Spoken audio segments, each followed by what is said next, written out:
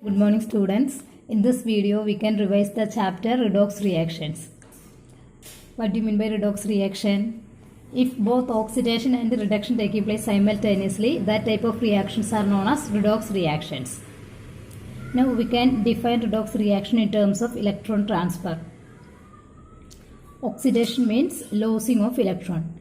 If a substance is losing electron during a reaction, that substance is undergoing oxidation.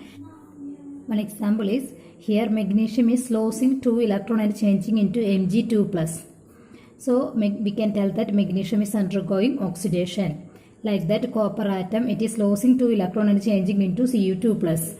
So we can tell that copper is undergoing oxidation. And if a substance is gaining electron during a reaction, that is undergoing reduction. Look in this reaction. Here Ag plus is gaining 1 electron and changing into silver atom, that is a neutral atom. So since here occurs the gaining of electron, we can tell that it is undergoing reduction. Like that Fe3 plus, it is gaining 1 electron and changing into Fe2 plus. Since it involves the gaining of electron, it is also an example for reduction reaction. Now, in this reaction, the zinc atom, it is losing electron and changing into Zn2+. So, we can tell that the zinc atom is undergoing oxidation. And the Cu2+, it is gaining 2 electron and changing into Cu, copper atom. Since it involves the gaining of electron, it is undergoing reduction. Next, we have to study about oxidation number. Oxidation number of an element is the charge which the atom of that element has or appears to have when all other atoms of that molecule are assumed to be removed as ions. There are some rules for assigning oxidation number for different elements. The first rule is that oxidation number of free elements. Oxidation number in the free elementary state of any element is 0. For example, helium. In the elementary state, its oxidation number is 0. For hydrogen in the elementary state, that is for hydrogen molecule, its oxidation number is 0. For chlorine molecule, oxidation number is 0. Oxygen 0. So like this, for any elements in the molecular state, its oxidation number is taken as 0. Then the second rule is that the oxidation number of halogens is always -1 in all of their compounds. For example, in HCl, the oxidation number of chlorine is taken as -1. Like that in HBr, the oxidation number of bromine is taken as -1. Like that for halogens, always their oxidation number will be -1. The third rule is that for hydrogen, in almost all of its compounds, the oxidation number is taken as +1, except in alkali metal hydrates and alkaline earth metal hydrates. In alkali metal hydrates like sodium hydride, potassium hydride, etc., the oxidation number of hydrogen is -1. Like that in alkaline earth metal hydride also, the oxidation number is taken as -1 for hydrogen. In all other compounds, its oxidation number is +1. The next rule is that the oxidation number of alkali metals is always +1. That is, in all compounds of alkali metals, they are having +1 as the oxidation number. Okay. So, in this compound sodium hydride, the oxidation number of sodium is +1. In potassium hydride, the oxidation number of potassium is +1. Then, for alkaline earth metals, their oxidation number is always +2. Here, magnesium, the oxidation number is +2. In calcium, oxidation number is +2, like that. Okay. Now, the next rule is that the oxidation number of oxygen is always -2, except in peroxides and superoxides. For example, in MgO, the oxidation number of oxygen is -2 and that of magnesium is +2. And in Na2O, the oxidation number of sodium is +1 and oxidation number of oxygen is -2. So like that, in almost all compounds, the oxidation number of oxygen is taken as -2. But in peroxides, its oxidation number is -1 and in superoxides, its oxidation number is -half. In superoxides, its oxidation number is +half. Now the next rule is that the sum of oxidation numbers of all atoms present in a molecule should be equal to 0. So how many atoms are there in a molecule? The sum of their oxidation number should be equal to 0. For example, in MgO, magnesium and oxygen atoms are there. The oxidation number of oxygen is -2 and that of magnesium is +2. So their sum is equal to 0. Like that in HCl, the oxidation number of chlorine is -1 and that of hydrogen is +1. So their sum is also 0. Then in KCl, the oxidation number of chlorine is -1 and that of potassium is +1. Their sum is also 0. So like this, in a molecule, in a covalent molecule, the oxidation numbers will be equal to, the sum of the oxidation number will be equal to 0. Now, in the case of monoatomic ions, their oxidation number should be equal to the charge. Equal to their charge. For example, Cl minus.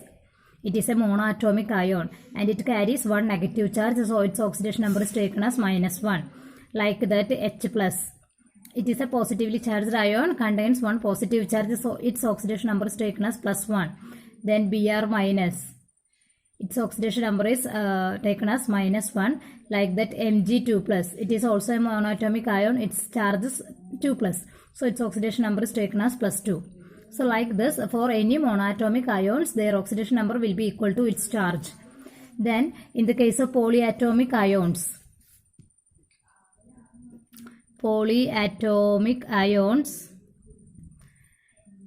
the sum of the oxidation number should be equal to charge of that polyatomic ion.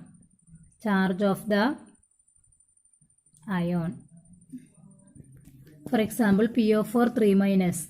This is a polyatomic ion. It contains 1 phosphorus and 4 oxygen atoms and its charge is equal to 3-. So its oxidation number will be equal to -3. Because in polyatomic ion, the sum of the oxidation number should be equal to the charge of that ion. So the sum of these two atoms, the oxidation numbers, sum of oxidation numbers of these two atoms should be equal to -3.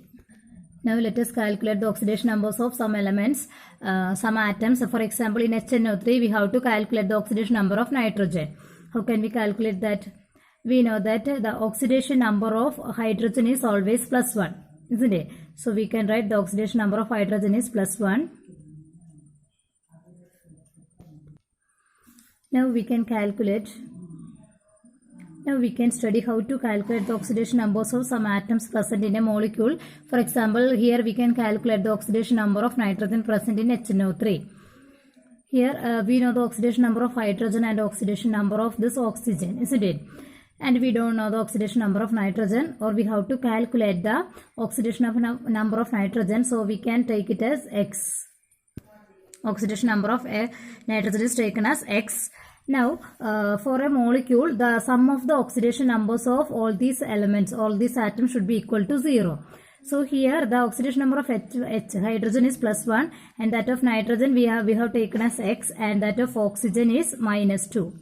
And here 3 oxygen atoms are there. So the sum of the oxidation numbers of all the atoms present in this molecule should be equal to 0. Isn't it? So here one hydrogen atom is there. So 1 into, what is the charge oxidation number? +1. So 1 hydrogen atom into its oxidation number +1. Plus 1 nitrogen atom. 1 into, what is the oxidation number? X. Plus 3 oxygen atom. 3 into -2. That is equal to, that should be equal to 0. Now when we are simplifying, we will get 1 plus X -6 is equal to 0, or 1 plus X is equal to 6. X is equal to 6 minus 1, that is equal to 5. So we got X is equal to 5, that is the oxidation number of nitrogen is 5. Okay. Now in the second molecule K2MnO4, we can calculate the oxidation number of manganese. Let it be X. Now we can calculate, we know that the oxidation number of potassium is always +1 and that of manganese we have taken as X and oxygen -2. And the sum of the oxidation numbers of all these atoms should be equal to 0. So we can write like this, 2 potassium atoms are there. So 2 into +1 plus only 1 manganese atom. So 1 into X plus 4 into -2 equal to 0. 2 into 1 means 2 plus X minus 8 equal to 0.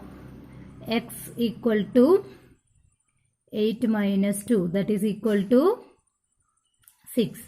So in K2MnO4, the oxidation number of manganese is 6. So like this we can calculate or we can find out the oxidation number of any element. Okay.